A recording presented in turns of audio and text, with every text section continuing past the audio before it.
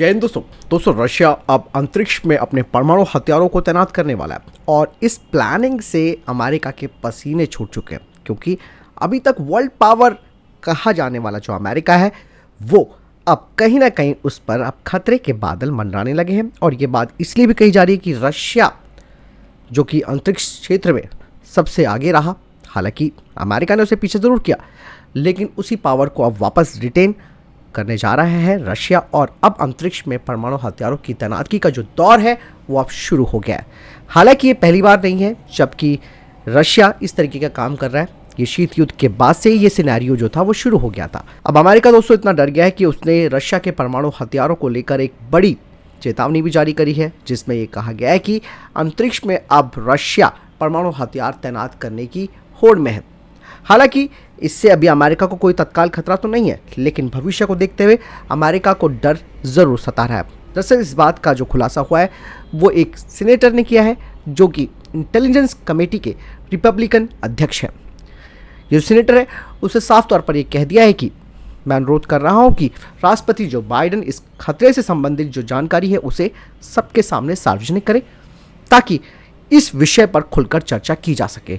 यहाँ पर मैं आपको बता दूं कि अंतरिक्ष में तैनात हथियार आखिर होते क्या हैं। आप सब जानते भी हैं कि स्पेस वेपन यानी कि अंतरिक्ष में इस्तेमाल होने वाले जो हथियार हैं वो कई तरीके के हो सकते हैं, जिसमें कि अंतरिक्ष में सैटेलाइट या फिर स्पेस स्टेशन पर हमला करने वाले हथियार हैं। इसमें मुख्य तौर पर एसेट यानी कि एंटी सैटेलाइट हथियार शामिल है, जिसका परीक्षण भारत भी कर चुका है और भारत भी उन चुनिंदा देशों की लिस्ट में शामिल है जो कि दुश्मनों के सैटेलाइट्स को मार गिरा सकते हैं। इसके अलावा कुछ हथियार दोस्तों ऐसे भी होते हैं जो कि अंतरिक्ष से पृथ्वी पर भी हमला कर सकते हैं, और या फिर जो अंतरिक्ष से गुजरने वाली जो मिसाइलें हैं उन्हें डीएक्टिवेट यानी कि एक तरह से उसे निष्क्रिय कर सकते हैं। यानी कि दोस्तों ये स्पेस आधारित जो वेपन्स हैं वो भविष्य का एक बहुत बड़ा खतरा है। अंतरिक्ष में जिस तरीके से सैन्यकरण हो रहा है वो, जैसे कि मैंने आपको बताया था कि वो शीत युद्ध के दौरान ही शुरू हो गया था, जिसमें कि अमेरिका और रशिया ने ऐसे हथियारों का डेवलपमेंट शुरू कर ही दिया था। इस खतरे को भांपते हुए दोस्तों अमेरिका ने पश्चिमी देशों के लिए भी चेतावनी जारी की है। उन्होंने कह दिया है, यानी कि अमेरिका ने साफ तौर पर कह दिया है कि आपके जो सैटेलाइट्स हैं उन्हें भी अब रशिया के हथियारों से जो कि स्पेस में वो तैनात कर रहा है उन्हें खतरा हो सकता है। इसीलिए अंतरिक्ष में तैनात होने वाले जो रूसी परमाणु हथियार है उनकी किस तरीके की कंडीशन होगी, वो किस प्रकृति के होंगे, इस बारे में कोई जानकारी इस वक्त उपलब्ध उनके पास भी नहीं है। लेकिन इतना तो है कि इनका इस्तेमाल रशिया अपने दुश्मनों के जो सैटेलाइट्स हैं उन्हें खत्म करने और ज़मीन पर हमला करने के लिए कर सकता है। और यही नहीं दोस्तों, अंतरिक्ष में तैनात परमाणु हथियारों के हमले को रोकने की क्षमता अभी दुनिया में किसी भी देश के पास मौजूद नहीं है। यहाँ पर दोस्तों रशिया जिस हथियार को विकसित कर चुका है या जिस हथियार का वो परीक्षण कर रहा है वो है कॉस्मोस 2543। ये काफ़ी खतरनाक हथियार माना जाता है दोस्तों। अमेरिका की तरफ से ये कहा गया है कि पश्चिमी देशों के जो सैटेलाइट्स हैं उन्हें खत्म करने के लिए पहले ही रशिया अपने इस एंटी सैटेलाइट हथियार का परीक्षण भी कर चुका है। यही नहीं दोस्तों, इसमें जिस हथियार का नाम लिया है वो यही कॉस्मोस 2543 है, जिसका पहली बार परीक्षण रशिया ने 2020 में किया था। और उस समय कॉस्मोस 2543 परमाणु हथियारों से लैस नहीं था, लेकिन अब इसे परमाणु हथियारों से लैस किया जा सकता है।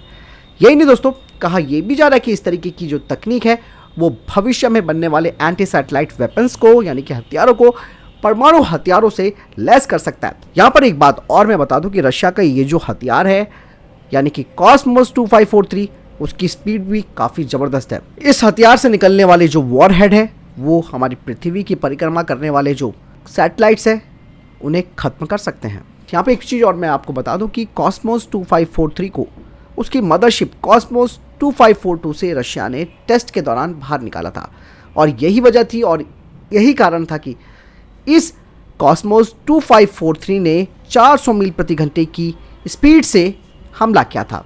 ये टेस्ट जिस दौरान किया गया था उसी दौरान दोस्तों अमेरिका ने भी रशिया के एक ऐसे अंतरिक्षयान को देखा था जो कि उनके सैटेलाइट की जासूसी कर रहा था।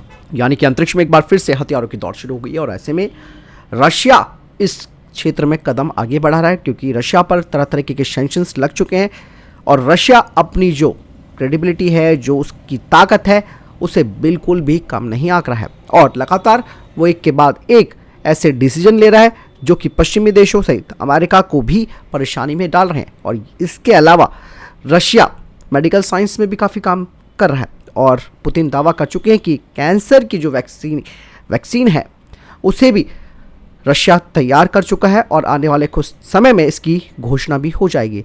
तो दोनों तरीके से रशिया यहाँ पर बैलेंस बनाने की कोशिश कर रहा है। इकोनॉमी उसकी पूरी तरीके से प्रभावित हो रखी है, रशिया चाहकर भी कुछ नहीं कर पा रहा, लेकिन वो पश्चिमी देशों को सबक सिखाने की तो पूरी तैयारी कर रहा है। तो इसीलिए रशिया भी एक बड़ी पावर इसीलिए नहीं माना जाता क्योंकि वो लगातार अपने आप को हथियारों के क्षेत्र में इन्हांस कर रहा है। फिलहाल आपको क्या लगता है इस बारे में कमेंट सेक्शन में लिखकर जरूर बताइएगा। वीडियो को लाइक और शेयर जरूर कीजिएगा। जय हिंद, वंदे मातरम।